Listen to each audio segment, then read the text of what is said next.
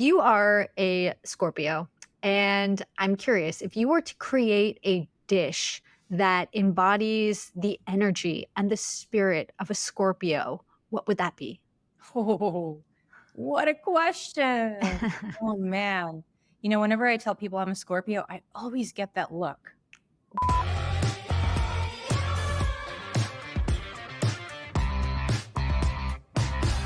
Welcome back to Sprung On Food, an interview-based show where the overall topic of conversation is food. I'm your host, Kae Sprung. This season, I'm talking to food content creators, and my next guest is Victoria Kaputskaya from Victoria's Earth Kitchen. Let's get into the show. Victoria is a private chef and the creator of the blog Victoria's Earth Kitchen, where she develops seasonal, plant-powered recipes. Victoria attended the Institute of Integrative Nutrition and is an AADP board-certified holistic health coach. She also earned a degree in health supportive culinary arts from the Institute of Culinary Education. Victoria is also a food stylist and photographer. Victoria, welcome. Hi. Thank you for having me. I'm very excited that you are here. We have lots of fun vegetable forward things to talk about. Since you are a plant-powered chef, I would like to know, what is the most underrated vegetable? Oh, wow. Underrated vegetable. Fennel. Fennel. Fennel. Fennel. Why? I think people, to be honest, I'll even speak for my personal experience. Before I started my food journey, I was always intimidated when I saw fennel in the supermarkets. And then when I attended culinary school, then I started working as a cook at ABCV, I realized all of the amazing things that you could do with fennel. And fennel tastes incredible. Okay, so I just think that fennel is underrated because people are intimidated by fennel. I think that's very fair. I don't think a lot of people may have experience with it and understand different ways of treating it. Do you have a particular favorite way that you like to prepare it that might inspire somebody to pick up some fennel do. next time they're out at a farmer's market or something? Yeah, I do. Super, super simple. I love caramelized fennel with some crushed walnuts. It's absolutely divine. It's so simple. Just get a nice high quality olive oil, saute for maybe about 15 minutes and really let like the flavor immerse, and then crushed walnuts on top. And you could put that like on a nice toast and it's just chef's kiss. Amazing. Ooh, fantastic. I think that that's the thing too. I think sometimes people think that they have to do a lot to get something delicious and flavorful, but a lot of times it's really tailoring it down and simplifying it and just paying attention to how it's prepared and how it's seasoned and then enjoying it as it is. Yeah. So one of the key focuses at ABCV was basically taking something very simple and just enhancing the natural beauty of whatever produce you decide to cook with. So it's very simple, always very simple. Just enhance the natural beauty of the produce. That's it. I love that. Yeah. Speaking of Jean-Georges ABCV, you did your culinary externship there and then continued to work there. I'm curious, what were some of the techniques that you learned there that help you grow as a chef? To be honest, I've learned so much in the last 2 years that I was there. I just left in May. So the cooking techniques that I learned, oh my gosh, it was so many, but just basically how to prepare cooked vegetables. So I love using techniques like braising mushrooms or braising cabbage or even roasting vegetables, grilling vegetables, simple cooking techniques like that really kind of brings out the flavor in vegetables. And they're so simple to do. Anyone can do it, even at home. And that's empowering to people because I Yeah. think, yeah, right, they get a little intimidated or scared. I think a lot of times people too, and I'll ask for your blessing on this, but a lot of times people get scared of high heat in the oven, but isn't that like where it's at? Oh my gosh. So I was on a station called the Dosa station. And every morning I had to turn on the oven for the whole restaurant. But I have so many Oh pictures no. from Battle wounds. yeah, battle wounds, but it basically, yeah, like it was, I learned how to turn on an oven and I rolled pita every single day. I rolled pita, I fired pita. Me in the oven, we became, it was a bond. You became one with the We oven. became one with the oven. And to me, like, I really miss that oven Oh because no. Do you ever go back and visit and say I hello? go back. Yeah, I mean, I go back, but like when you're living in the city, not having an oven, it's kind of soul crushing as a chef because you could do so much with an oven. And I only learned that working at ABCV because when I was in culinary school, we didn't have an oven to play around with. And then when I started working at V, I just realized like all of the amazing, incredible things that, an oven can produce with produce. So yeah, rolling pita is one of them, and we also have a dish called the roasted cauliflower. That's like one Ooh. of the top dishes at ABCV, and we put the roasted cauliflower in the oven, and we do so much with the oven. So that's yeah, one of my favorites. I just want to clarify when you say oven, are we talking about a special commercial grade oven or just an oven in general? Because you said that your culinary school didn't have one, and I'm So I don't know. It's like it's a big oven. I don't know the exact name of this oven, but it's not like one of those little ovens. It's like a massive oven that we turn on. So gotcha. I wanted to clarify that because talking I was about like, we must be talking about more of a commercial industrial yeah, oven and not just, the little kind that you can, very yeah, functional for the home. yeah. But but I was thinking your culinary school had to have had something, I would imagine, unless it was like a raw culinary school. But No, this was a monster oven that I've never seen before, and yeah. impressive. Your blog is named, I know where part of that comes from, Victoria's Earth Kitchen, but I'm curious where the inspiration for that name came from. Earth. When I think of Earth kitchen, I think of basically Whole Foods, and I think of produce that come from the earth. And so that's where the inspiration came from. Like I cook a lot with seasonal food and whole foods. And so that just reminded me of, I cook with most of the produce that, we kind of pick up from the earth, and that's kind of where the inspiration came from. It makes perfect sense. Yeah. Where do you get a lot of the inspiration for the recipes that you put onto your blog? My How do gosh. you decide? How do you choose? Is it seasonal? Is it just instinctual? What's your method?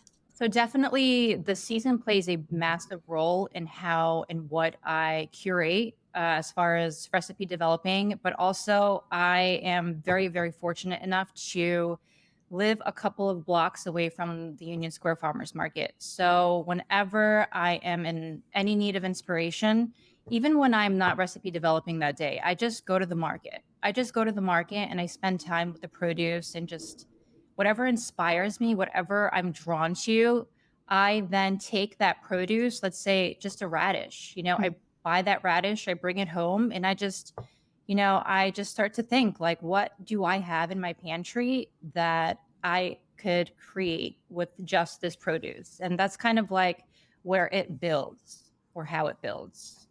And also cookbooks. I'm a cookbook collector.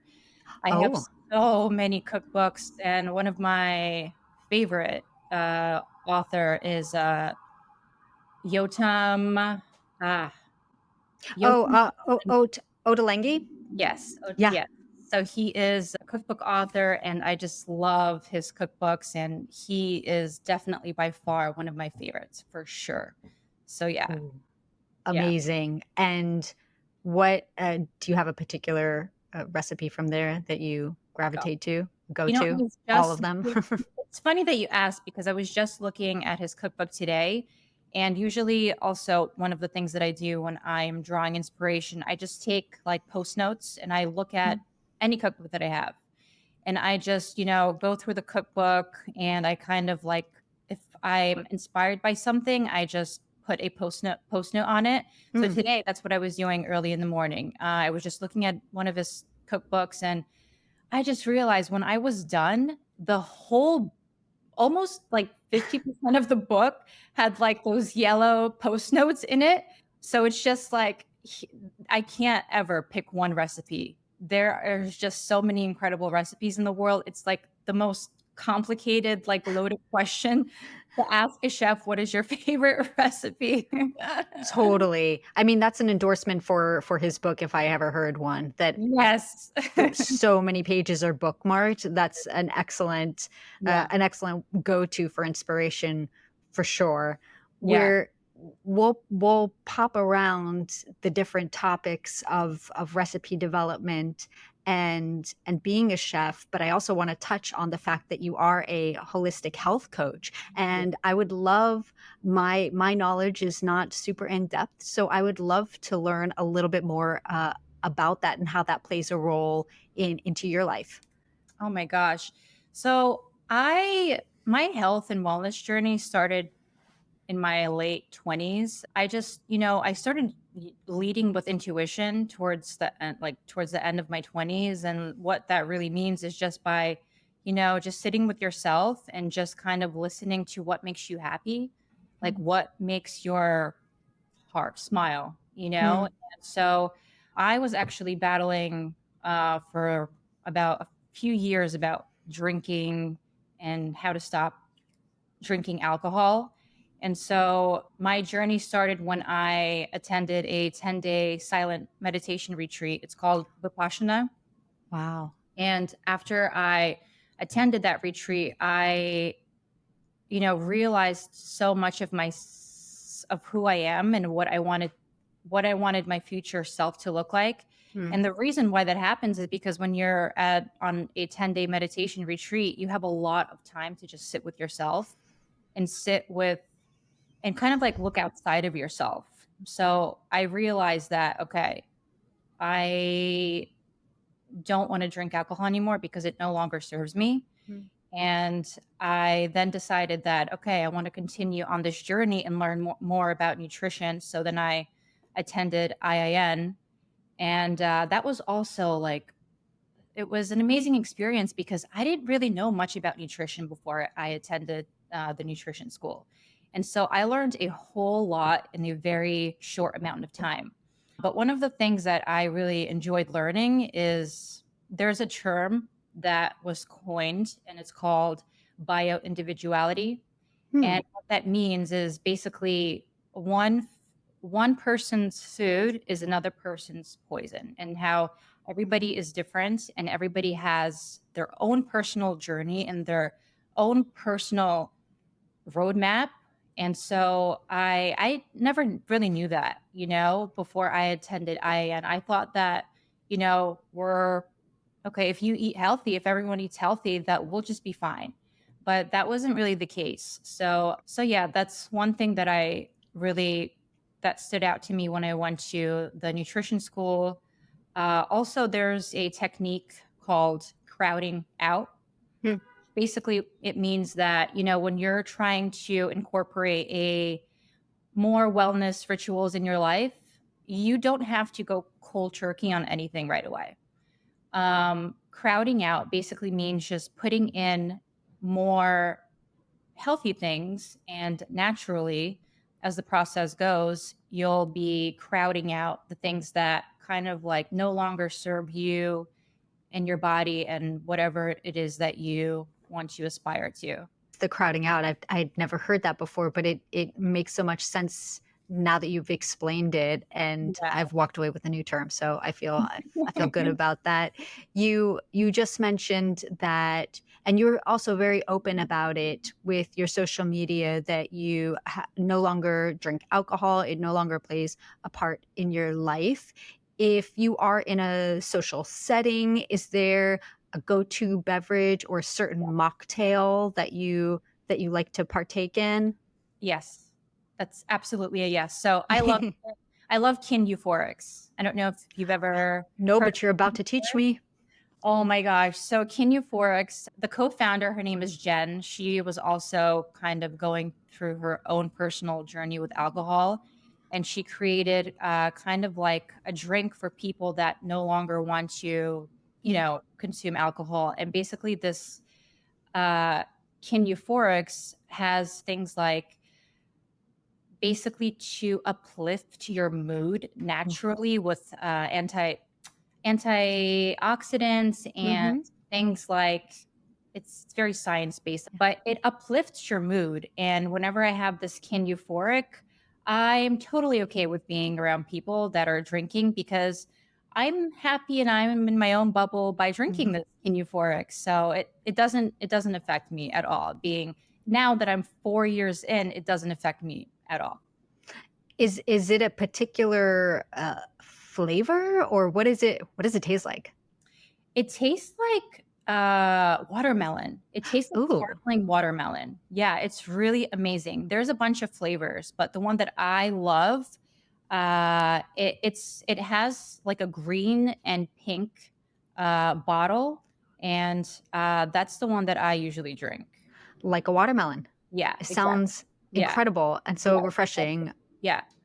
Amazing. I'm learning a lot. I really am.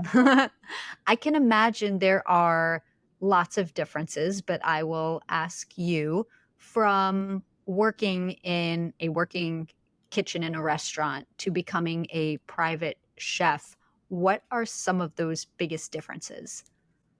Okay, so I learned that with being a private chef, you really could make your own schedule.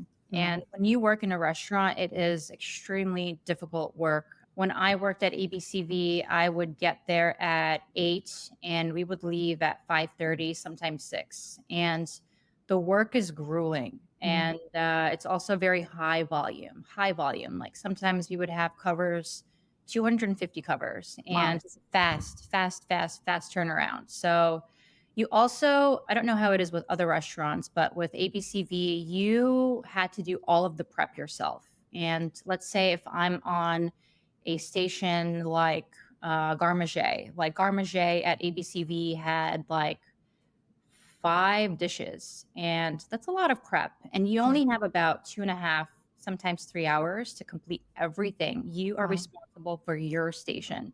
You need to be ready when the doors open. So with private chefing, right now I have a meal delivery client and I usually prep for her on Sundays. And, you know, I could wake up whenever I want. I have Sex in the City playing in the background, sometimes Gossip Girl, so it's very relaxed, and that's the biggest difference, I think, with working in a restaurant, it's high tense, it's very intense and very stressful. And, sometimes you just go into the walk in and just kind of like, Have a cry. I've never done that, but there have been people. Oh, But yes. as a private chef, it's just I don't know. It's you have so much more creative freedom, Mhm. and like I said, it's just you are creating what you want, as in within schedule.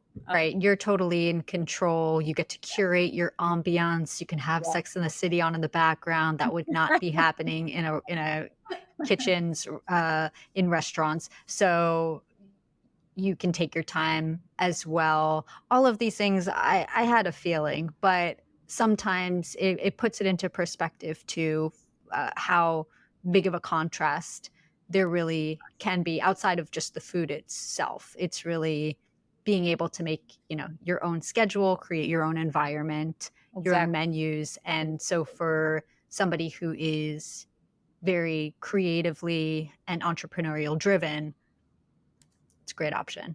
Yeah, I thought so too. That's why I am doing what I'm That's why you're doing. here. Absolutely. Well, before you embarked on this culinary journey, what was life like for you before?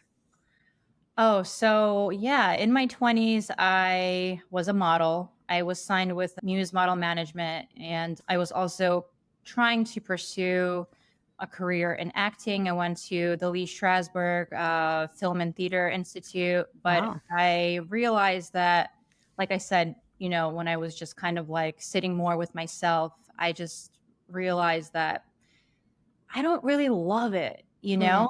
I don't want to do anything in life that I don't absolutely just love.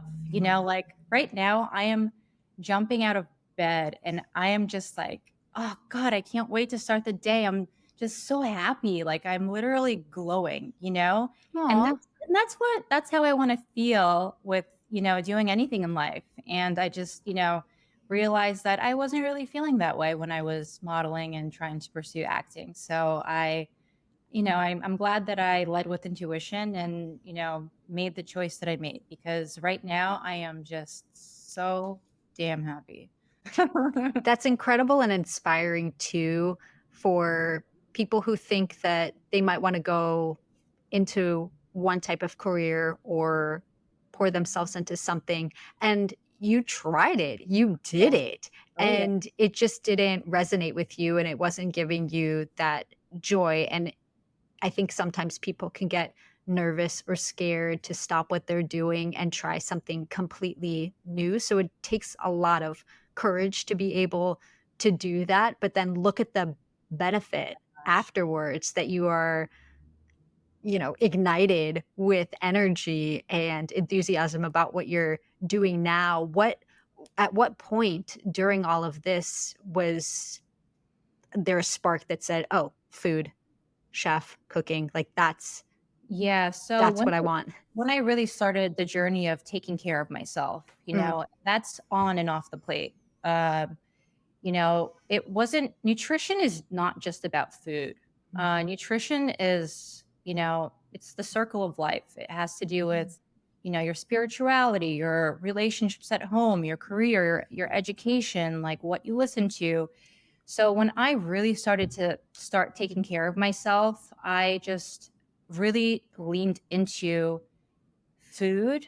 And then, I realized, wow, I really love cooking. I love being creative. I love, curating menus and, making food really beautiful. mm, So it kind of clicked. It clicked, wellness and food. And, yeah. also the theme of my life has been, I have to say, I never kind of worry about what I'm supposed to be doing, because I really believe in the timing of my life.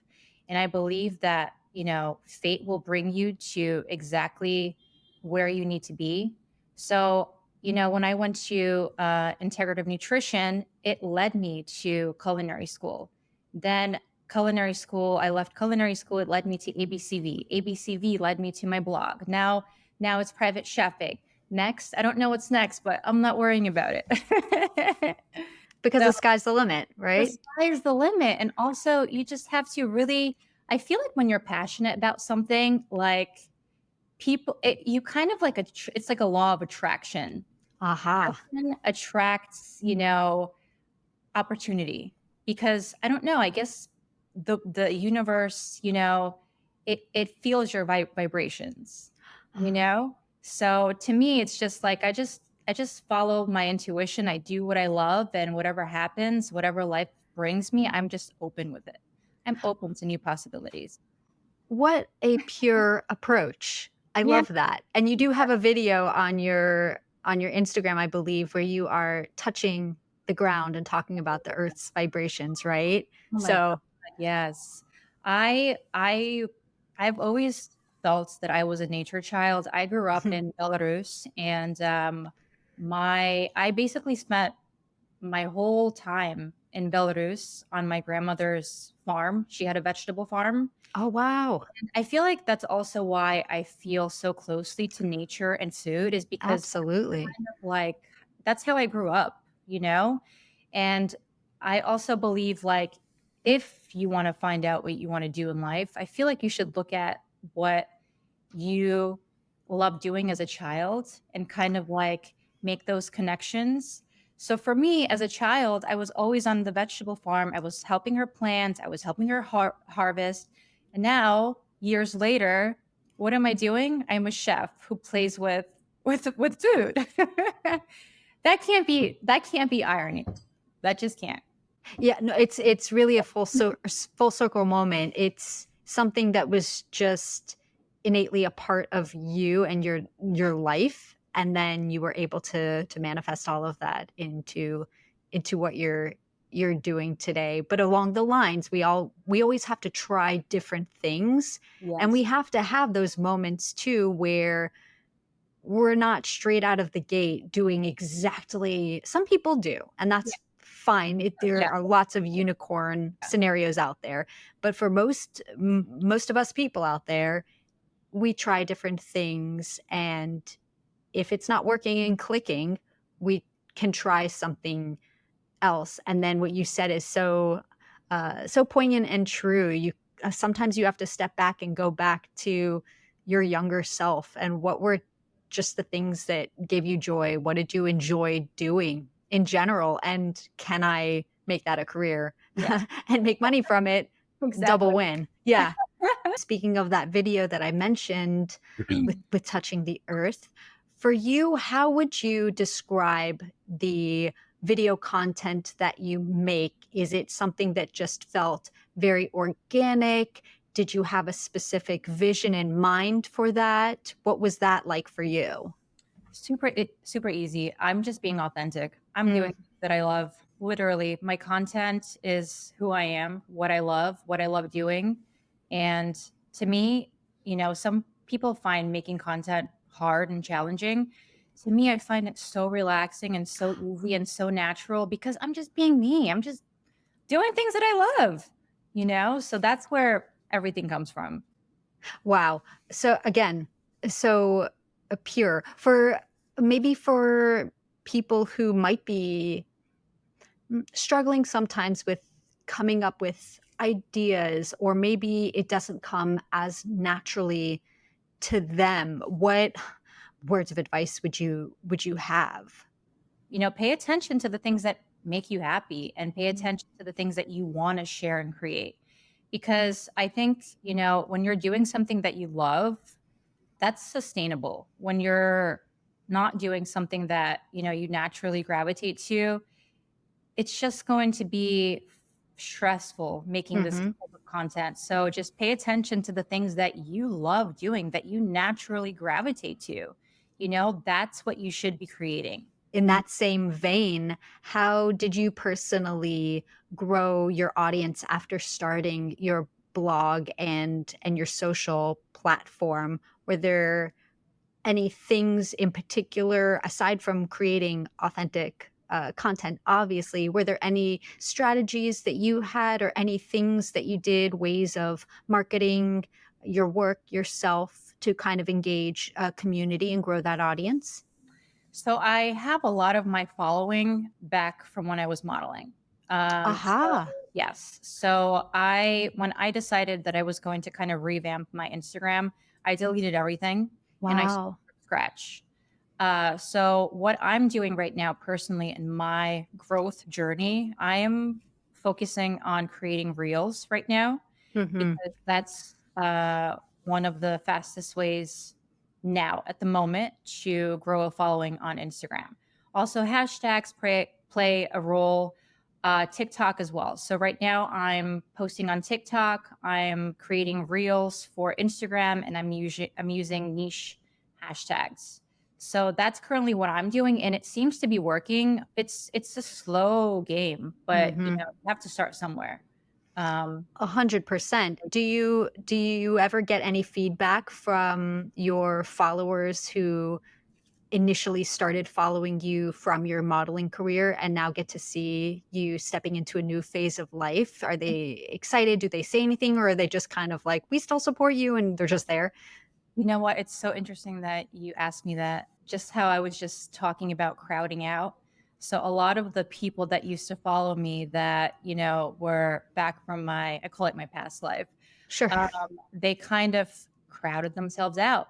Click that Aha. unfollow button, but the people Wow. that did stick around, I do see they tell me things like, oh my God, like you have literally completely transformed yourself. Like, yes. And they do say that they're proud of me and that, like, you know, that, they're just really proud of me, like sincerely, because I'm someone who started kind of over at 30. I completely started a new direction, a new career.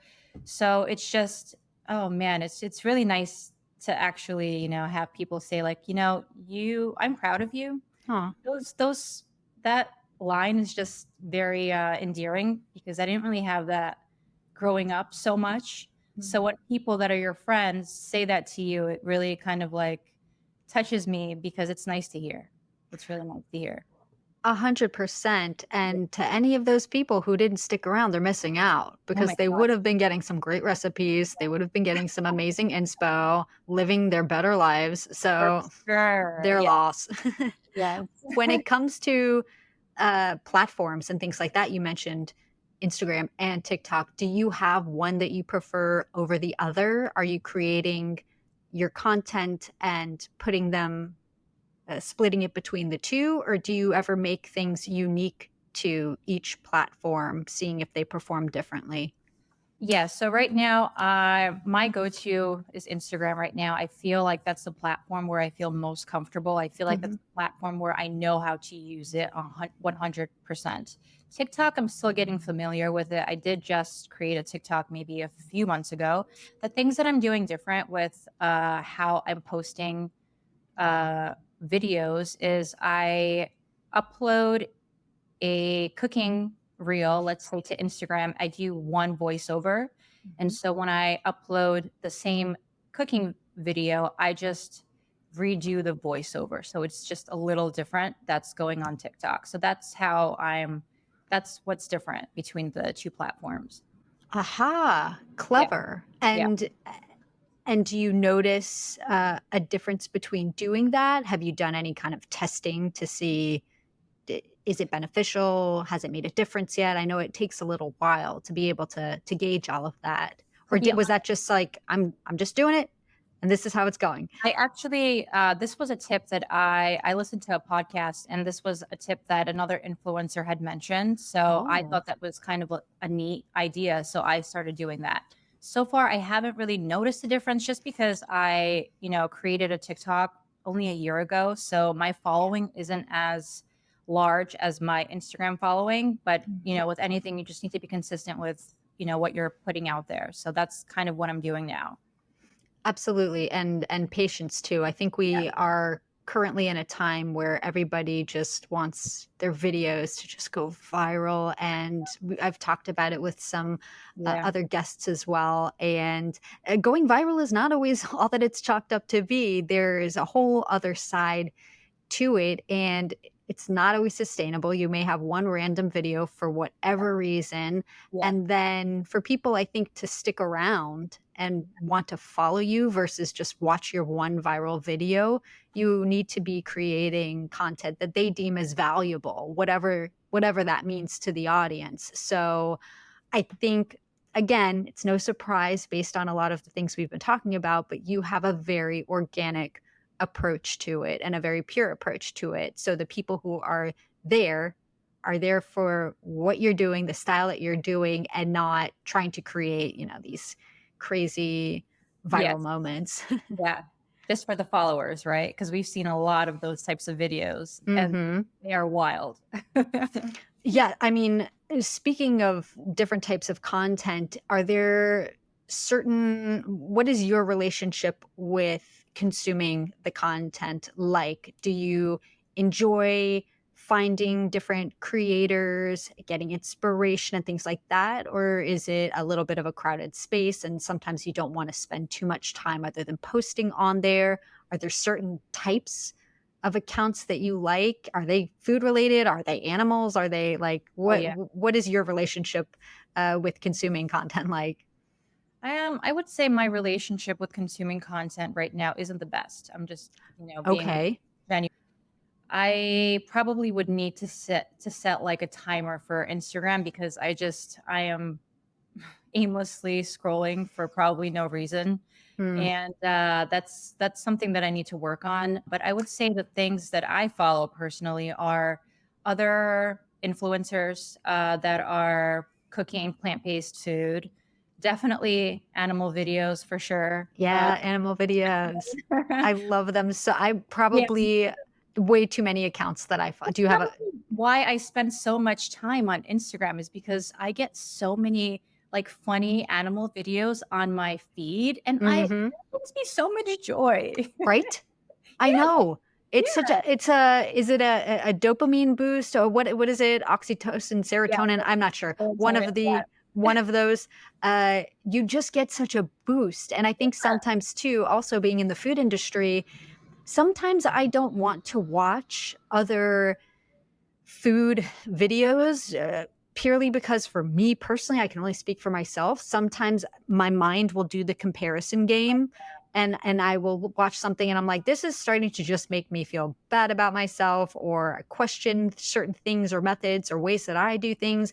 But with the animals, they're just so pure and they don't know that they're being made into content. They're just doing what they do, living their lives, and they're just so precious and it's joyful. Agreed. Yeah, that's literally why I have a problem with Instagram right now is because I get so more animal videos than cooking videos for Same. sure. For Yeah. sure. Don't they have a setting either in your phone or in Instagram? Yeah, I do. And you haven't done Oh, that? man, I need to do something like that. Yeah, I need to set a timer.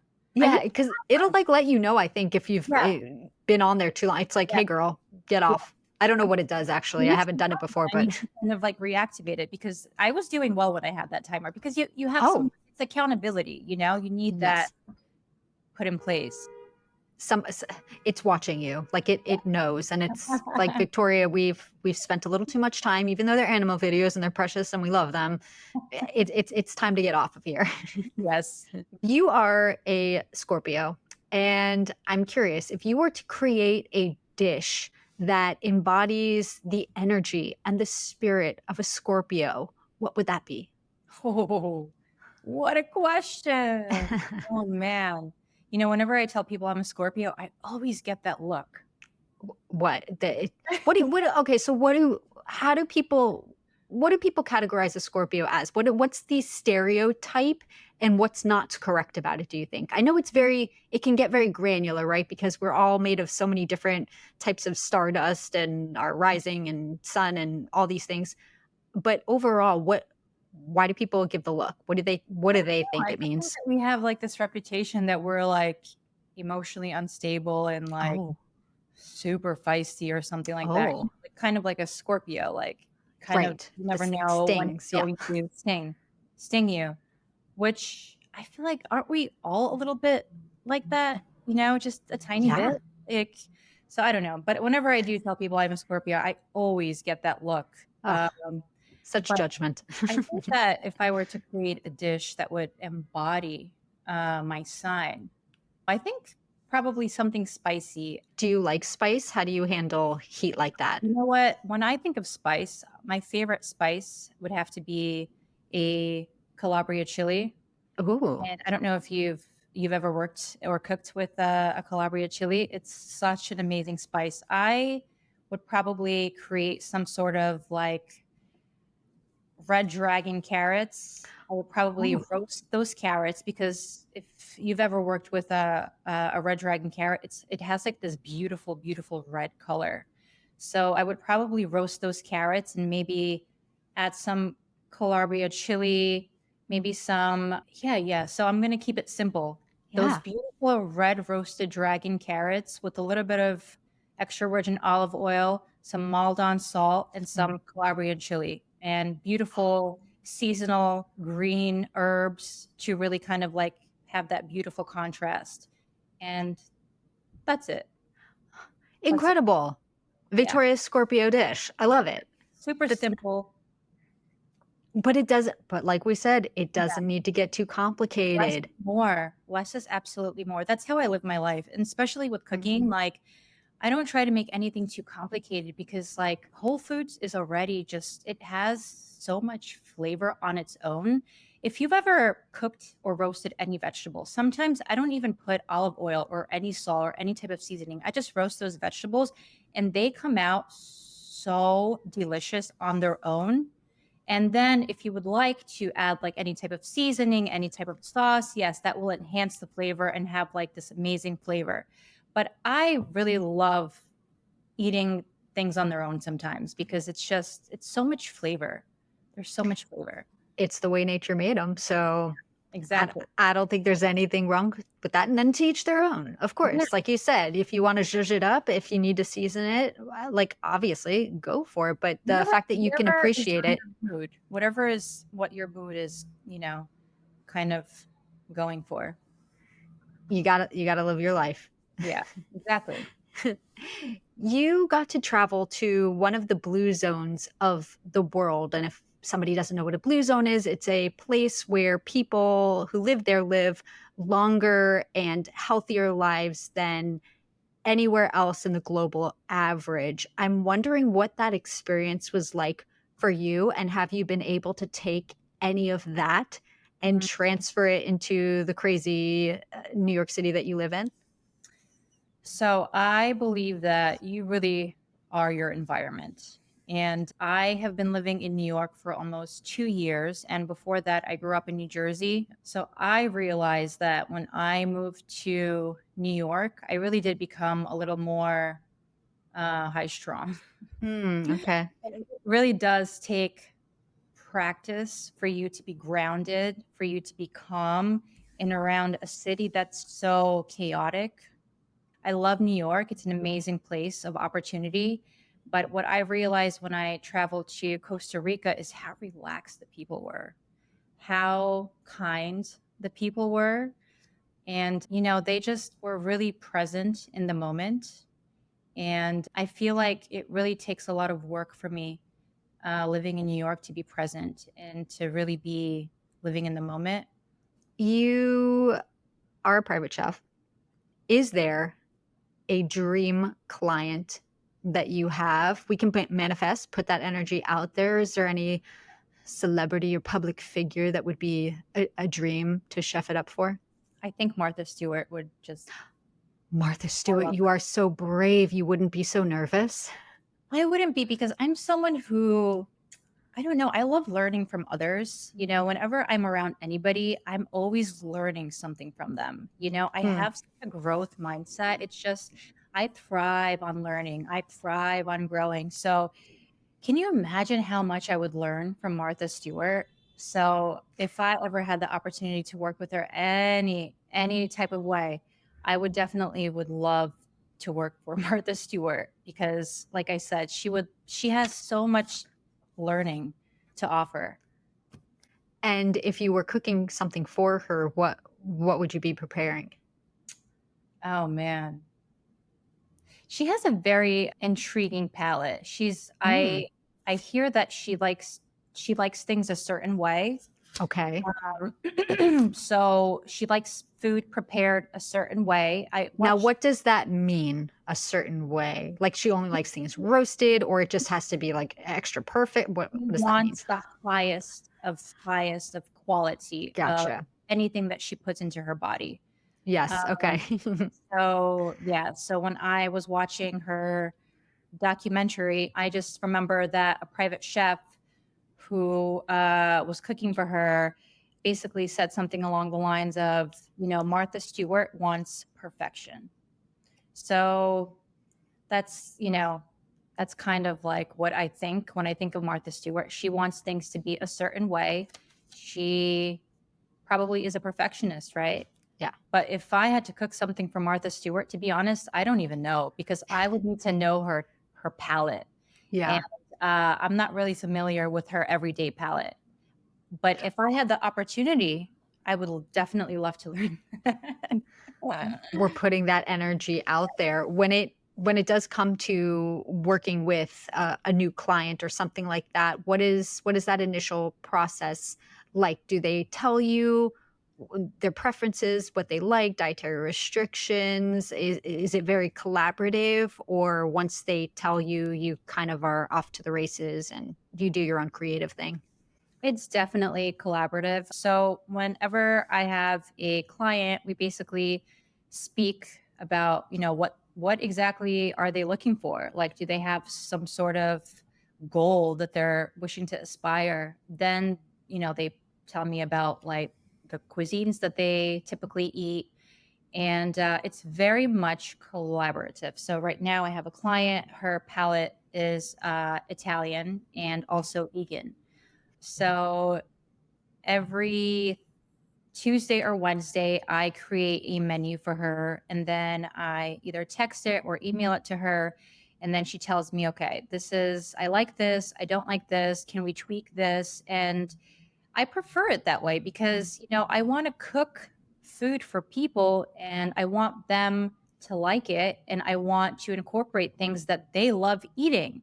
I'm the chef. I am the chef for them. So it's not my palate. We're not working with my palate. We're working with their palate, with their needs, with their dietary restrictions or requirements. So it's very much what the client wants, what the client's goals are. And I am their chef. It helps you grow too. So I Yes, think that it's mutually beneficial. exactly. Victoria, how can people follow and support you? Plug away. My blog's name is Victoria's Earth Kitchen, and my Instagram is also Victoria's Earth Kitchen. So you could just follow me on Instagram and my blog, and that's pretty much it for right now. Amazing. Victoria, thank you so much for sharing your story and spending some time with me here today. Thank you so much for having me. It was really lovely speaking to you. Thanks for watching. You can find links and more info in the description below. Don't forget to give this video a thumbs up and subscribe to the channel if you haven't yet. See you next time.